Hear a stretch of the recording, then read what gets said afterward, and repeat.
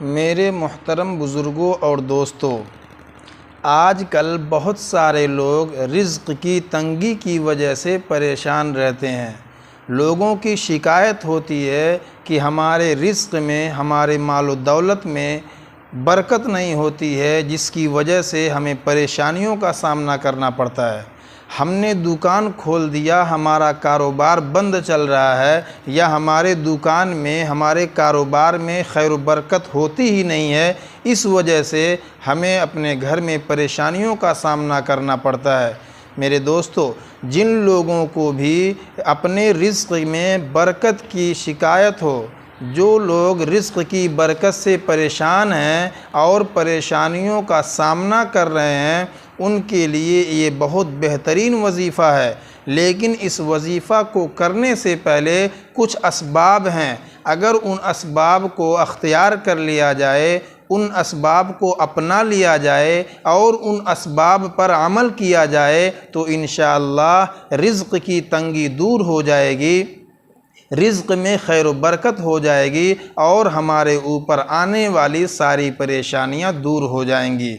मेरे दोस्तों, जो लोग भी रिज़्क़ में खैर व बरकत चाहते हैं, उन्हें चाहिए सबसे पहला काम वो लोग करें कि जब भी अपने घर जाएं तो घर में जाते वक्त मुस्कुराते हुए जाएं, हंसते हुए जाएं और घर वालों को सलाम करें। जो आदमी घर में हंसते मुस्कुराते जाता है, अपने घर वालों को सलाम करता है, अपने वालिदैन से सलाम करता है या अपने बीवी बच्चों से सलाम करते हुए दाखिल होता है, तो याद रखिए अल्लाह तबारक व तआला उसके माल व दौलत में, उसके रिज़्क़ में बरकत अता फरमा देते हैं। मेरे दोस्तों, कुछ काम ऐसे हैं कि अगर उनको किया जाए तो रिज़्क़ में बरकत होती है। जो बंदा अल्लाह ताला के रास्ते में माल व दौलत खर्च करता हो, उसके रिज़्क़ में बरकत होती है। जो बंदा सिला रहमी करे, अल्लाह ताला उसके भी रिज़्क़ में बरकत अता करते हैं। इसी तरीक़े से जो बंदा हमेशा बावज़ू रहता हो, अल्लाह ताला उसके रिज़्क़ में भी बरकत अता करते हैं। हदीस में आता है कि एक सहाबी ने रिज़्क़ में खैर व बरकत के लिए हुज़ूर सल्लल्लाहु अलैहि वसल्लम से शिकायत की, तो हुज़ूर सल्लल्लाहु अलैहि वसल्लम ने उन सहाबी से फ़रमाया कि हमेशा बावज़ू रहा करो, इसलिए कि हमेशा बावज़ू रहने में अल्लाह ताला की तरफ से खैर व बरकत नाजिल होती है। इसी तरीक़े से जो वालिदैन की फर्मा बरदारी करे, उसके भी रिज़्क़ में बरकत अता कर दी जाती है। इसी तरीक़े से जो आदमी चाश्त की नमाज़ अदा करे, उसके भी रिज़्क़ में बरकत अता कर दी जाती है।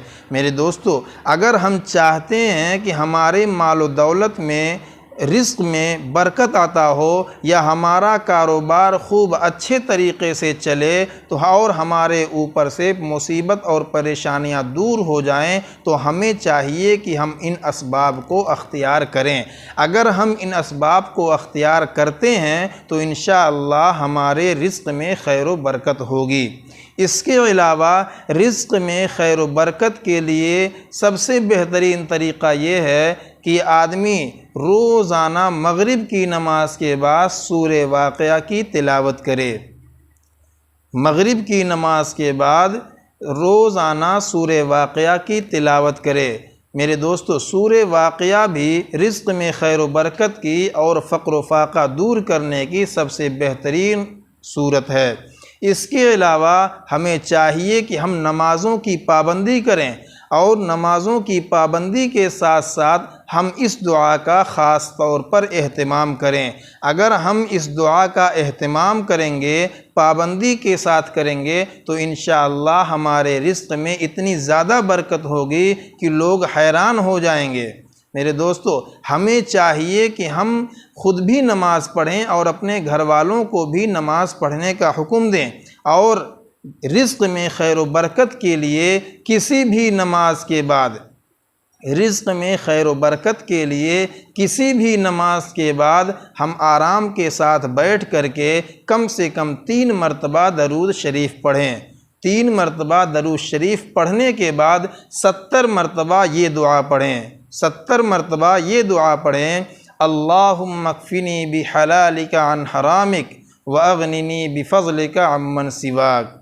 ऐ अल्लाह, मुझे हलाल रिज़्क़ अता फ़रमा और हराम माल से हमारी हिफाजत फ़रमा और अपने अलावा सारे लोगों से मुझे बेनियाज़ कर दीजिए। मेरे दोस्तों, इस दुआ को 70 मरतबा पढ़ने के बाद फिर 3 मरतबा दरूद शरीफ पढ़ें। उसके बाद अल्लाह तबारक व तआला के सामने हाथ फैला करके रिज़्क़ में खैर व बरकत की दुआ करें।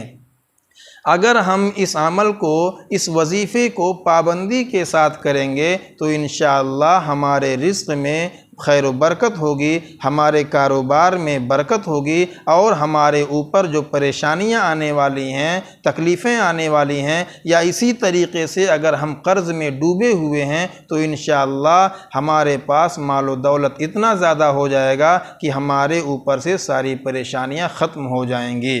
अल्लाह तबारक व तआला से दुआ कीजिए कि अल्लाह तबारक व तआला हम तमाम लोगों को इस वजीफ़े पर अमल करने की तौफ़ीक़ अता फ़रमाए ताकि हमारे माल व दौलत में, हमारे कारोबार में तरक्की हो सके और खैर व बरकत हो सके।